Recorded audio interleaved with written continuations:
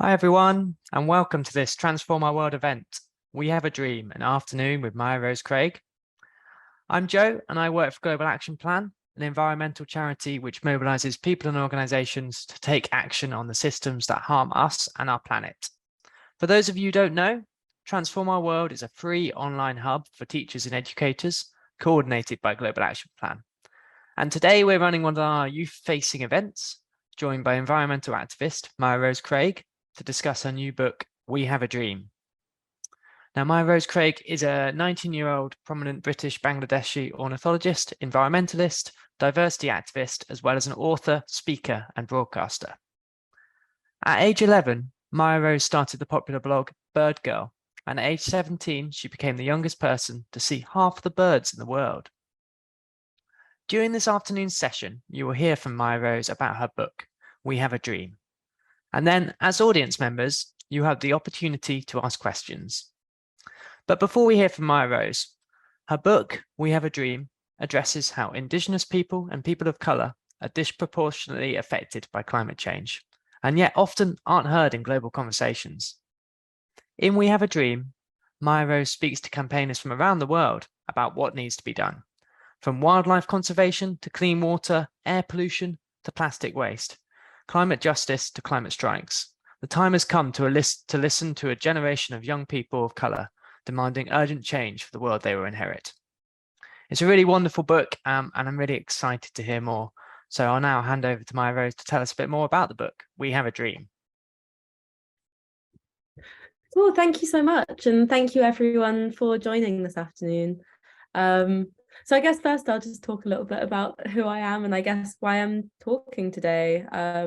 So my name's Maya, and I am still by lots of adults considered a young activist, even though I'm not sure if any of you would particularly consider me young anymore. I am technically an adult myself, but I've been doing activism for a really long time, and I thought first it might be helpful to talk about what activism is, because I feel like it's quite a weird word, and in some ways it's quite hard to explain, because it basically just means it's someone who is taking action, who is doing something to try and make change, and that could take place in so many different forms. You could argue that someone doing litter pickup in their local community is an activist because they are taking action. Someone who has written a letter to their head teacher or their local MP is an activist. So I personally would class myself as an activist because I've done all sorts of things over the years, trying to help with various environmental issues. And so I was 11 when I first started doing all of these things, and it kind of started by accident. Like, I didn't wake up one day and decide that I wanted to change the world. It happened a bit more slowly than that, in that, I guess, for context, I really like birds, and I really like bird watching. And I have since I was a baby. It's what I do with my parents. It's how I fell in love with nature. And when I went to secondary school, I got really self-conscious about that. And so I decided I was going to go online and I was going to try and find other friends that were also into birds and bird watching, which is why I started my blog, Birdgirl. And the unexpected bit was that lots and lots of people started to read it, because that wasn't really the plan. And lots and lots of people started to read it. And at the same time, this really terrible oil spill happened in Bangladesh, which is where my mum's family is from. And I just remember being so angry, so upset. It was in these beautiful mangrove forests where you get loads of birds and tigers and things like that. And no one in the UK or Europe or America seemed to care, basically. And as a kid, I couldn't believe that, because it was such an awful thing that had happened. And eventually I realized that no one was going to talk about it. I knew this thing had happened, so I needed to talk about it. And so I wrote lots of things on my blog, but I also wrote this article that eventually I got published in this American magazine when I like basically asked them lots and lots of times, and eventually they said, yeah, okay.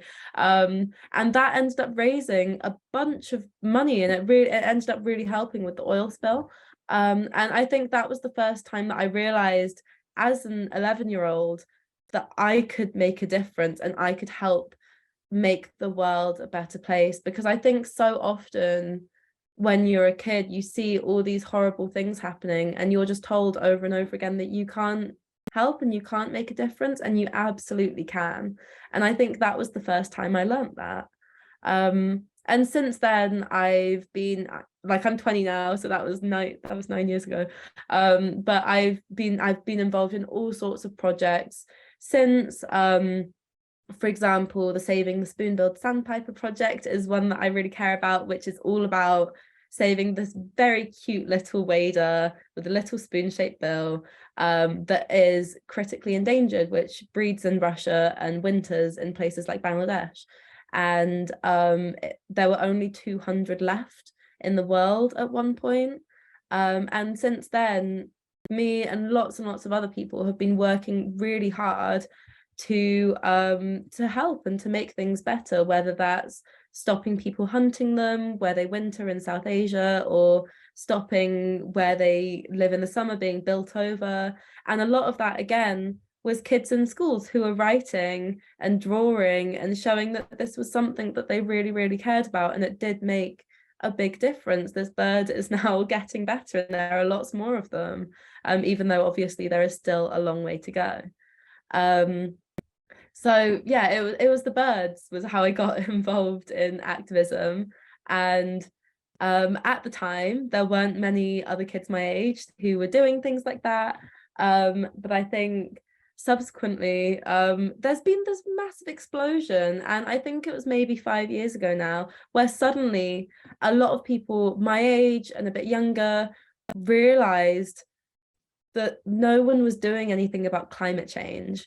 And I think, again, it was kind of like this moment I had with that oil spill. I think a lot of young people suddenly realized that essentially adults weren't doing enough to help, that they didn't seem, whether it was they didn't seem to care enough or they couldn't quite figure out what to do. And so it was young people who were going out, they were protesting in the streets, they were writing letters, they were going on TV, and they were saying, we're going to make a stand and we're going to make a difference. And they did.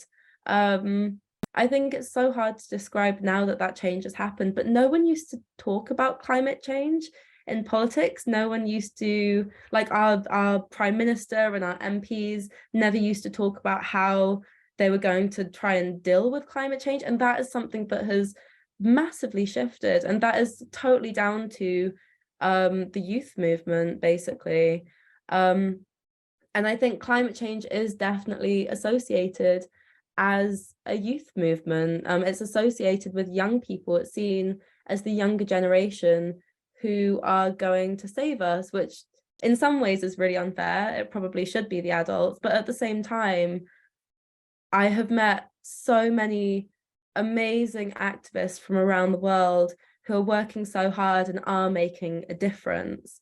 And one thing I realized a couple of years ago was, even though I had met all of these fantastic people, it was only a few people who were being heard, were being, put in the TV and the newspapers and being listened to on social media.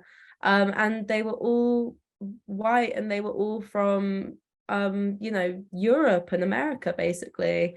And so I decided that I was going to find all of these other amazing activists who are doing amazing things, and I was going to bring them together into a book it's going to go blurry, that is We Have a Dream, and show them to the world and say all of these other people are doing amazing things too. And I met so many fantastic people writing this book, and so many of them were so young when they started as well. I met people who were 8, 9, 10 years old when they became activists because their families were struggling or their communities were struggling. People who, they'd ran out of clean drinking water, or their homes were going to get swept away by floods. And so they decided that they were going to be the ones to try and make a difference. And so yeah, I think I've run out of my 10 minutes now, but I just this book is all about showing how many amazing people there are around the world who are trying to make a difference, who are fighting climate change with their whole soul, their whole lives, and the way that they are making things better, the way that I can make things better and you guys can make things better as well, despite, I think, being told over and over again as a kid that your voice doesn't matter. It's not true. But yeah, thank you. Thanks so much for sharing that. That's really interesting to hear about how you became an activist and how you got into this, and then yeah, about how you come to write this book too. I wondered if you could tell us a bit more about how you found all these amazing activists who are featured in the book, and yeah, how you kind of went through that process, because I think it's really interesting for context, because there are 30 different activists from all around the world. Yeah, and some really amazing stories in there.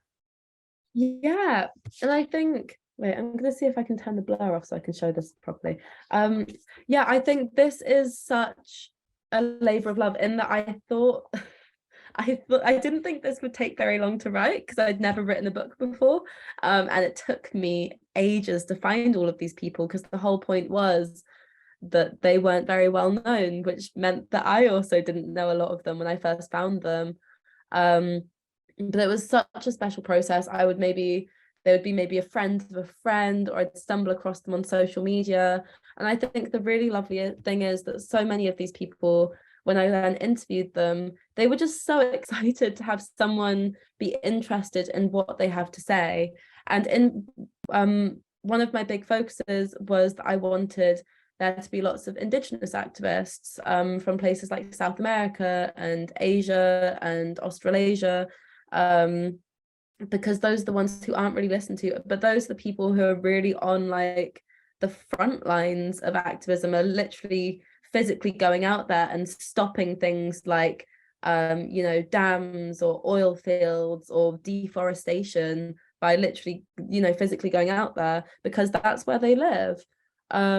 And so yeah, I found all of these amazing people. I spent hours talking to some of them just because they were so interesting, and it was so hard to like narrow that down into, wait, I'll show one of the double spreads, to narrow that down into like a double spread of information, or really a single, because of this beautiful artwork. But it was just such a special process, and I think actually one of the nicest things about writing this book was it made me feel really hopeful about the future.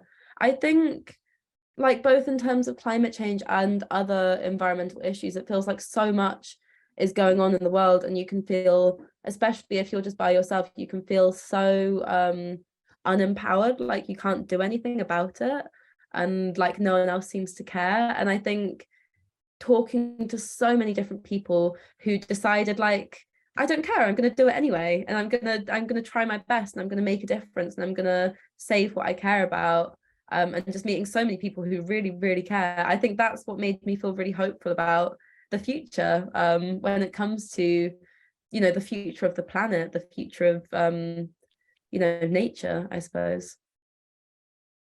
Thank you. Yeah, that's really interesting, and I found it so inspiring to read all the different stories from all these activists. And I think it was really interesting how lots of them are drawing on those personal experiences, as you say, and the issues in their communities, and lots of those issues are related to kind of who they are and their communities, and not just solely like a narrow thinking around environmentalism and the climate crisis. Do you think that's like an interesting point that's come out of this as well? Yeah, totally. I think I guess one of the really interesting things about climate change is I think we talk about it a lot like it's very like separate from people, when really this is a human issue, this is a people issue, because at the end of the day, nature will just carry on going in some shape or form. It's people who are really struggling because of climate change. And I think so often when we talk about it, we picture like a polar bear floating away on an ice floe or something like that, when in reality it's probably someone whose village has been flooded or something like that, which is something that it's even happening in the UK. It's not just faraway countries. So I guess for me, I feel like climate change almost signifies the joining together of like human issues and nature issues, because we're fighting to protect humans and people and keep people safe, and we're also fighting to try and protect all our animals and all our species and our landscapes, and stop forests getting chopped down and stop species going extinct. So it's both. Yeah, for sure. Thank you. Okay, I'm going to open the floor for some questions now, if anyone has any questions. Thanks so much, Maya, for sharing all of that. I've got a few that we have had submitted already that I can start with.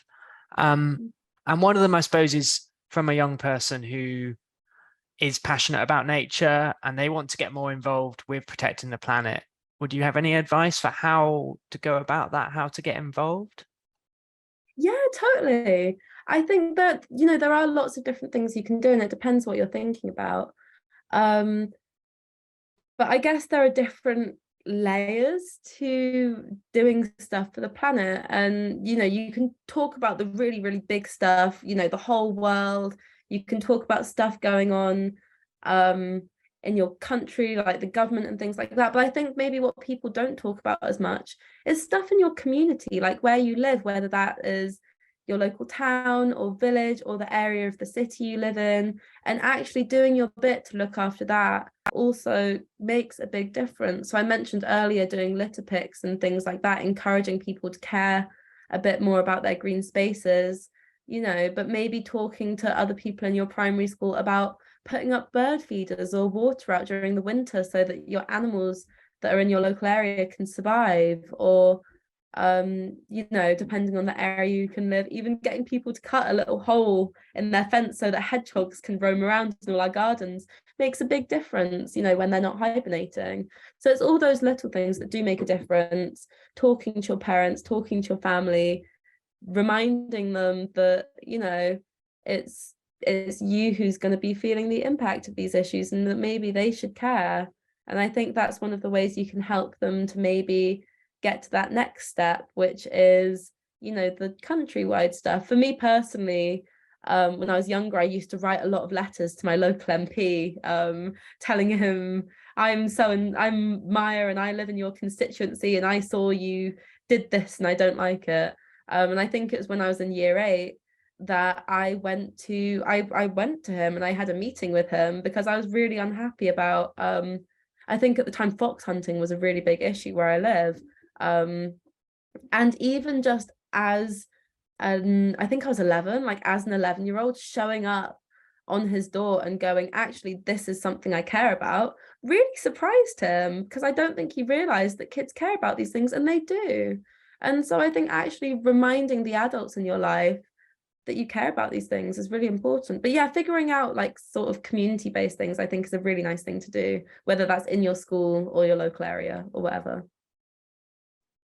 Thank you. Yeah, really great advice. I really like that idea of being community-based and thinking about the local actions you can take. And also, I suppose, what came out of the book, and I suppose what you've talked about a bit before already, is around that power. And I think for me, and when I was younger, it's kind of understanding that we do all have those voices and all have power. And lots of the stories in the book are around these young people who've done these local things, and then maybe it's led to other things. It's led to more kind of systems change or more like concrete actions, right?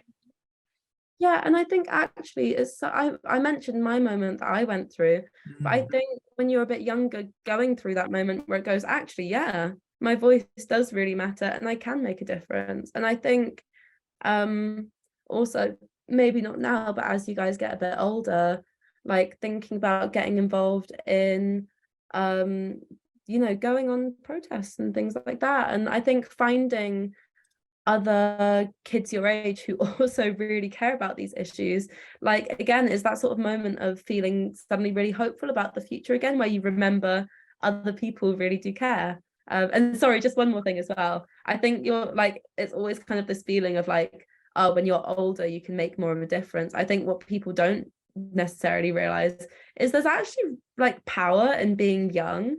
because I think for a lot of adults still, they find it, which is strange considering the state of the world, but they still find it really shocking when they realize kids care about these issues and are worried about the future. And so I think like using your age as a bit of a I feel like weapon's a strong word, but like I suppose using your age as a tool to again remind people around you that these are the things that we're really worried about is also really powerful. Yeah, thank you. Yeah, I completely agree. I think, yeah, young people having really do have a voice, and it's really good to make sure people know about that and people know about the issues you care about, for sure. Right. Have we got any questions? Feel free to put things in the chat, everybody, if you have any specific questions. I've got another one here. So, as a young person, who has been your biggest inspiration in the environmental movement? I mean, there's lots of inspiring people in this book that you must have spoken to in the course of doing that, but is there anyone that really stands out? Oh yeah, I'll give a few different answers, I think. Like, I guess on a personal level, um, I loved just growing up and watching all the David Attenborough documentaries.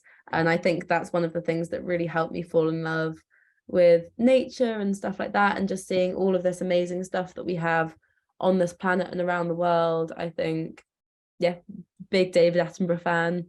I guess another obvious answer is Greta Thunberg, who like I was already doing some stuff at that point, and then when she turned up with this like army of teenagers and went like, I'm not going to take no for an answer.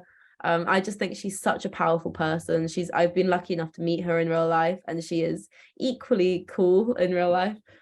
She's just fantastic. And I think in terms of this book, like it's really, really hard to pick. Like I'm thinking through sort of trying to pick my Hard to pick favorite. one. No, but I think one of my Yeah. favorites might be this girl called Autumn Peltier, who is indigenous activist from Canada who is all about clean water. And she started campaigning and doing activism when she was 8 years old because her community didn't have water. And she has been doing that. She's my age, so I think she's about 19 now. She's been doing that for a really, really long time. And I think even though you can look back and think it's really sad that a child had to do that, I just think at the same time she is one of the most powerful, inspirational people I know, because she did make a difference and she did make change. But there are just so many people like that. I think it's just people who have the initiative to see a problem and stand up and go like, I want to try and do something about that. I just think all of them are just amazing. Great. Thank you. Yeah, I agree. I was, yeah, blown away by all the different stories within there. And yeah, great to bring up the kind of David Attenborough and Greta as well, who are so inspiring every day. Thank you so much for that. Yes, to echo, the book is called We Have a Dream. Yeah, I know there was a question about that. Right. So one more question from me. There it is, looking lovely. Yeah, the illustrations are incredible as well. Who did them? Is that someone? I wish I could say it was me, but I'm not artistic at all. It was this amazing illustrator called Sabrina Khadija from the US, who I think the first one they sent actually was Autumn Peltier, which I just showed. And it was just so beautiful that I like immediately fell in love with all the art. It was just fantastic. Yeah, really lovely. Great. So yeah, final question for me. I suppose, what are your plans for your next steps? What are your goals going forward in terms of activism? Yeah. Another big question. Sorry. No, it's okay. I think because I'm currently at university, and I think in some ways I actually think that's an easier question than going like, what do you want to be when you grow up? In that I think currently and when I leave, I'm gonna still be doing climate change activism in many different forms, whether that's like going to the various COP conferences, which are like the UN conferences where they discuss climate change and figure out what they're going to do in the future. you know, bringing activists together from around the world. I think the main thing with climate change is not, I think it's such an exciting moment at the moment. Like there's so much energy and so many people feel so strongly. And it's mainly just keeping that up and not letting that sort of fizzle out, which I don't think it will. But just keeping that level up and putting the pressure on our leaders and saying, actually, no, this is something we're not going to budge about. Because it's literally our future. We have no other option. So I think all of that side of things, absolutely. Hopefully, I won't have to be doing climate change stuff forever. But I think apart from that, just I think I just feel really strongly about nature and birds and things like that. So the other side of the stuff I'm doing is trying to restore nature in the UK, with this really cool stuff called rewilding, which is, as the name suggests, all about trying to, you know, replant forests and bring animals back and things like that. And very quick plug, but my favorite type of rewilding is we have literally brought beavers back to the UK, and which have been extinct for like 500 years, and we've now just reintroduced them to our rivers, and they're doing really well and they're really good for nature. Check out Beaver Trust. But it's just, there's so much cool stuff going on, and I think it's really easy to get caught up in like the doom and gloom of it all, but there are so many positive things happening as well. So yeah, well, I guess we'll see. Great. Sounds excellent. Yeah, and really nice to hear how, yeah, even in what you're doing, you're thinking about like the local stuff that you can do around nature and rewilding, but then also thinking about decision makers and like how going to COP and things like that, which trying to make that system change and really use that power. Thanks so much for sharing and for all the positivity as well. I think it's so nice in terms of being hopeful and keeping that positivity with, as you say, with all the doom and gloom and everything going on. So thanks so much for answering those questions and telling us all about your book. We're now coming to the end of this afternoon session, but yeah, a big thank you to Mya for joining us. It's really been great to hear about We Have a Dream. And as I say, I particularly enjoyed, yeah, how hopeful and inspiring all the activist stories in there are. Yeah, really, really exciting to hear about everything that's going on all over the world, and how much kind of common action there is, and how people are not doing things on their own. There is this big network of activists doing stuff, which is great. So yeah, this session has been recorded, and it will be available on the Transform Our World website and the Global Action Plan YouTube page too, after this event. So if you're a teacher or educator watching and want to find out more about Transform Our World, do visit the website, which is transform-r-world.org. And you can register as a user if you haven't already too. So a big thanks again from me. Yeah, thanks, Claire. There's the website in the chat if you haven't seen it already. Big thanks again from me. Thank you so much, Mya-Rose.